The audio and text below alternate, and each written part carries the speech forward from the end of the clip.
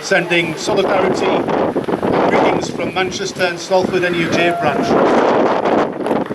Thank you. Yeah, I just want to say a little bit about our bosses and what they're like. I, like probably quite a few people here in this audience, who've been the victim of retaliation.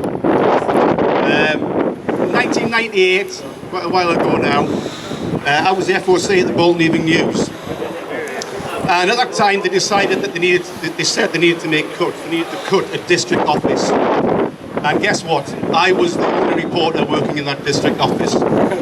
They said they needed one redundancy. Sound familiar? And guess who was the person who was nominated for redundancy? That's right, the FOC, myself. And then they made the mistake of opening it up to voluntary redundancy. Actually, it was after we pointed out that that's what they had to do. What they didn't count on was the fact that there were a few people who were quite keen on leaving, and they actually got 3 volunteers for redundancy.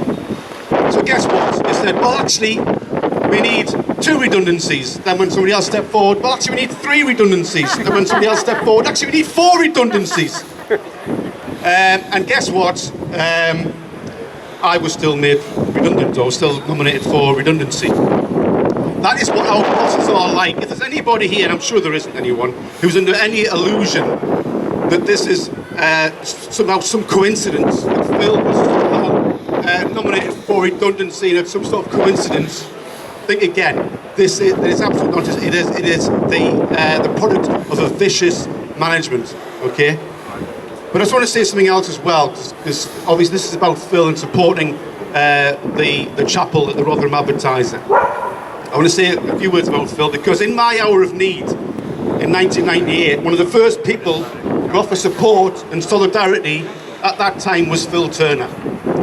He was an absolute rock, and he has been, and people will be familiar with that story. We've heard people commenting on things like that earlier on.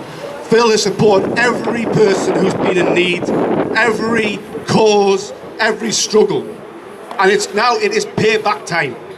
And that is why I'm proud to be here representing Manchester and Salford NUJ branch, because it is time that we repaid the great work that Phill has done for this union, for this community, and for the trade union movement.